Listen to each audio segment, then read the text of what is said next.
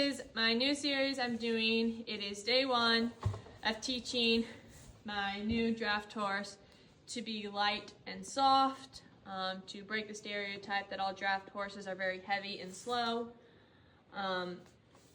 He doesn't have much training yet, so we're just going to be starting with the basics of head down, head around, backing up, and just really building on getting him to be soft and light with those things.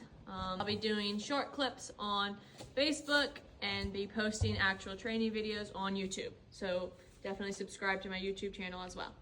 One of the first things I teach my horses, this comes with Mustangs, pretty much any horse I'm working with, is head down and backing up. We're going to start with putting his head down, and then we'll use the back up to motivate that. And I'll start and kind of demonstrate. So I'm just going to put my pressure lightly on the halter. If he doesn't respond to that, I'm going to wiggle back and forth a little. If he puts his head down, I'm going to release.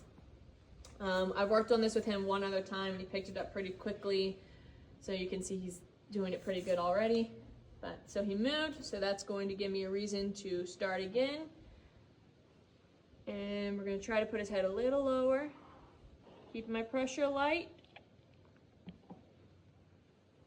And he dropped it a little lower. If he comes back up, I'm going to restart and put his head back down. The goal is for them to keep their head down for 2 or 3 seconds on their own. You can give a release by petting them, let them know that they've held it down long enough, or you can see there he licked and chewed, showing he understood what I was asking for.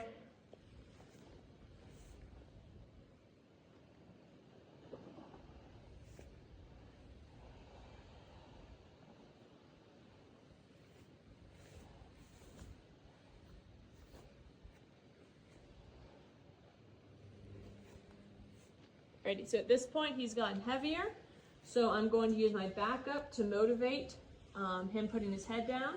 I'm going to switch my pressure from being down to being back in between his legs, and if he's heavy to that, I'm going to start clucking and tapping with my lead rope on his shoulder. This allows me to increase my pressure without having to increase the pressure on my hand, keeping him soft to my hand pressure. I want you guys a few steps back. We're going to ask for the head down again.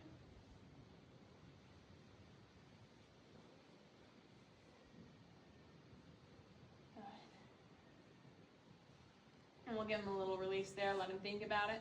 So I'm going to ask for him to put his head down again and pressure light, and you can see how much softer he was. He's kept his head down, and so I kind of give him a release cue. He can keep his head down longer, or he can at that point he knows he can bring it up if that's more comfortable for him.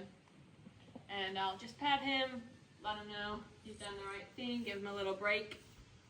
The reason why I do head down is because, one, it's a good way to teach the horse to be soft, to halter pressure. It's hard to scratch me. But it's also a way you can teach your horses to relax. A horse with its head down, well, horses don't put their head down unless they are relaxed. And so if they're in a tense situation but they've been taught to put their head down, it kind of triggers their brain into relaxing. And so in future situations, I'll ask him to put his head down to cue him to relax.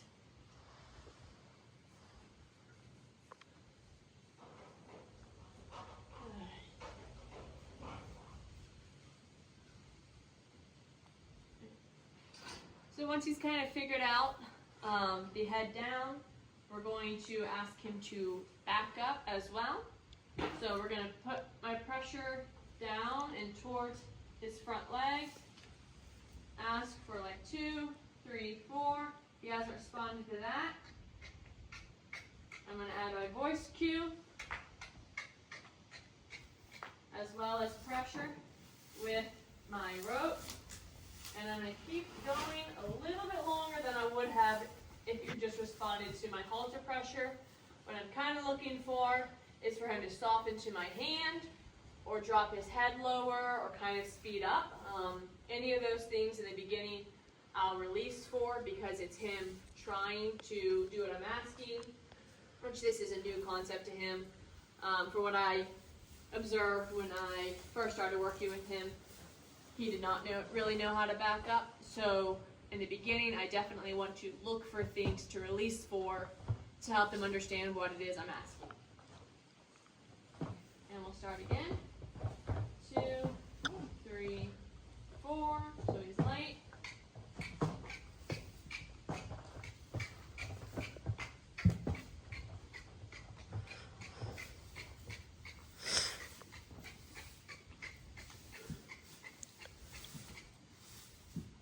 Kind of dropped his head and then spat out just a little bit, so I'm going to give him a release for that.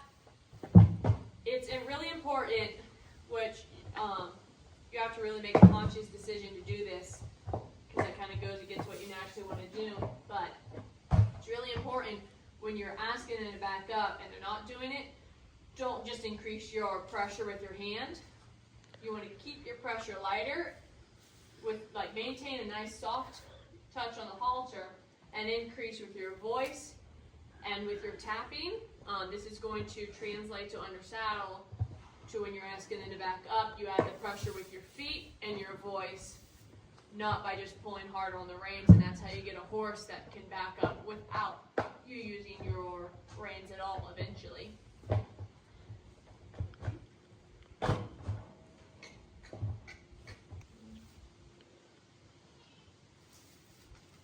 And that time, it was close to the edge, but right about that 4-second mark, he took a step back without me having to add my pressure. And so that's something I'm really going to release for, even though it was 1 step. Now he is coming back into my space, so that's going to give me a reason to restart. And because he came forward into my space, even though he was really soft there, I'm going to have him back up just a little bit longer. Because especially with a horse his size, it's important that he respects space, and from what I was told when I got him, that was kind of a habit of him, of just kind of thinking he could push through people. So as you can see also right here, he was turning his head away. So I'm just going to keep my pressure the same, but keep him backing until he backs straight. Alright. Run out of space here, so I'm going to walk him forward. And then if he stops good, we're going to give him a little break. So I was on the edge of kind of pushing through me, but he didn't blow through the lead rope, so I'm going to go ahead and give him a release for that. Alright, so I'm just going to keep doing this until we get to the point where he's able to back up pretty softly. Doesn't have to be very many steps at first, but without me having to add the pressure with tapping or my voice.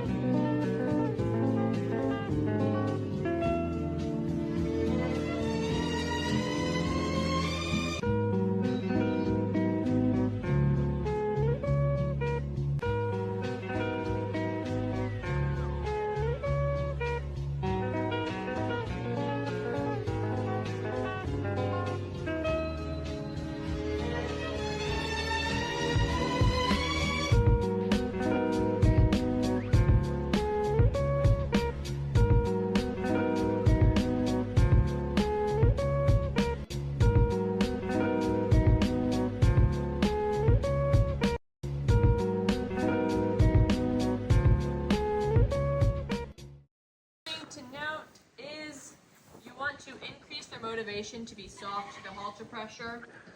And you do this by a couple of ways. You can either do it by asking them to speed up, or you can do it by asking them to go longer. Due to his size and his kind of being heavier, and as a draft horse less responsive to pressure naturally, I'm going to motivate him more with increasing the distance rather than asking him to speed up, just because I think that I can kind of set him up for success better. So what I mean by that is the more times that I'm backing him up and he's waiting too long to the point where I have to add my voice and my taps to get him to go, I'm going to ask him to back up longer. So the first time I may stop after 4 steps. The next time it may be 6, and so on, to help get him to want to back up sooner. Another important thing is when he does respond to that light pressure where I don't have to add the taps, I'm going to make it very obvious that that was what I wanted by releasing for 1 or 2 steps, and then giving him a break for that.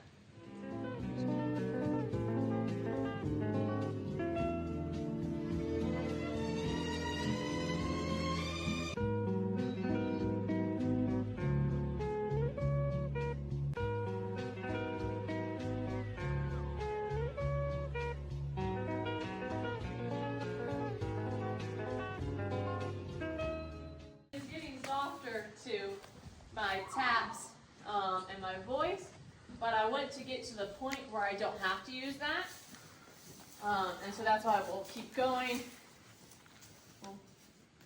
and till we get to that point. 1, 2, 3, 4. So right there was right on the edge of that 4-second mark, but he did it. So we're going to go ahead and give him a release, let him take a break, and let him know that was the right thing.